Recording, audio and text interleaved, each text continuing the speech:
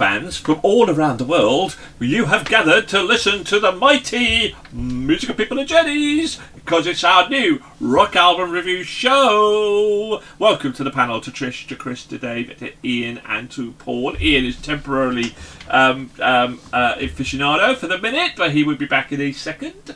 Okay, so what's the show all about? We're reviewing the latest rock albums, rate them out of 5 for our listening pleasure, and see where they fit into our either Hall of Fame or the amount of albums that we reviewed.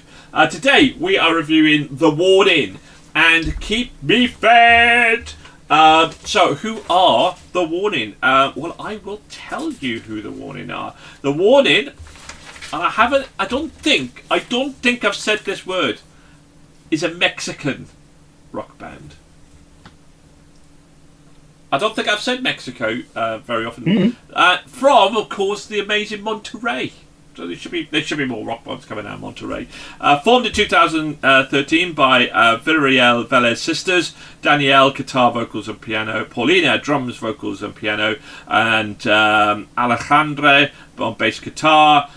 They have released 4 studio albums, 2 EPs, 15 music videos. Their most recent studio albums, Keep Me Fed, is the one. The Villarreal sisters were raised in Monterrey and all received training on various instruments at a very early age. At some point in their childhoods, Daniela and Paulina selected guitar and drums as their primary instruments, respectively. And after the youngest of the 3, Alejandra, selected bass guitar as her primary instrument at the age of 7.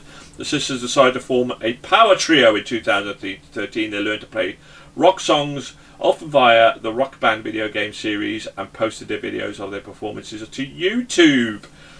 Ooh, so that's a slightly different backstory, isn't it? Trish, let's start with you, shall we?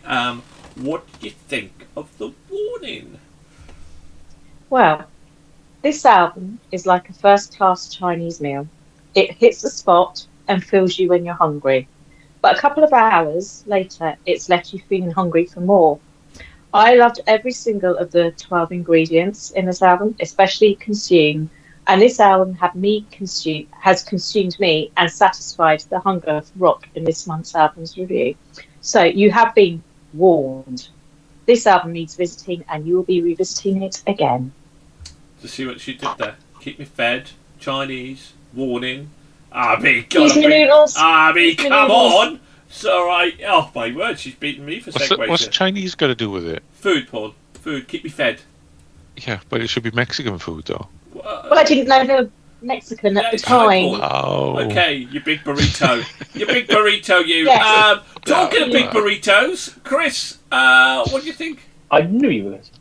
So yeah, I kind of agree with Trish. I really enjoyed this. It starts off strong and just keeps going throughout. There's a real attitude to Keep Me Fed that I think works very well.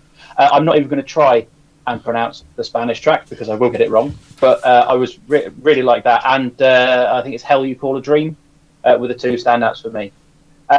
It did though feel a little bit like there's a pattern to some of the way they write the songs, which maybe, but as you said, I didn't know the stuff that about the background from coming from rock band and stuff like that. But it just feels like at the start of the song they go with however they're going to start it off, and then after about a minute, maybe a minute and a half, there's going to be a key change. There's going to be something slightly different. They're going to tweak something, and then they're going to change again around 2.5 minutes. It just feels like that pattern was a bit repetitive, and I don't know whether that's because they're writing to a formula or what.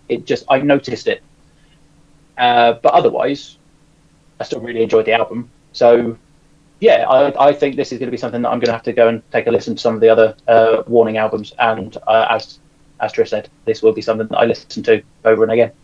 So, yeah, really good. Dave, did this keep you fed, mate? Did this satisfy your hunger for good old-fashioned heavy rock? Yeah, no, I really, really enjoyed this one as well. I do agree with Chris. There was certain parts of it that just seemed very formulaic. But, I mean, that's not to say it wasn't enjoyable. This has probably been one of the ones that this month that's been on most heavy repeat for me.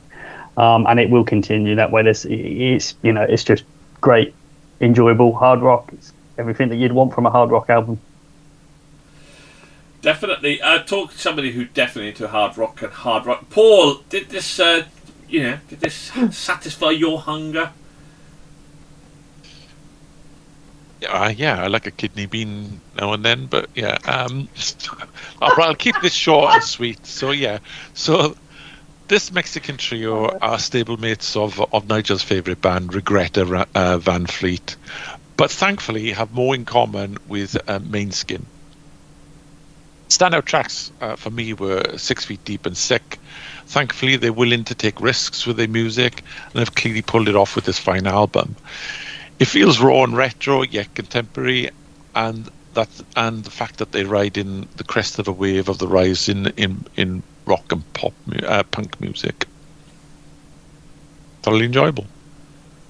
Wow, Paul has finally got an album that he enjoyed this month, which is kind of nice stuff there. Well, Ian has unfortunately not managed to make it back from wherever he's disappeared to. Well, we do know, but there we go.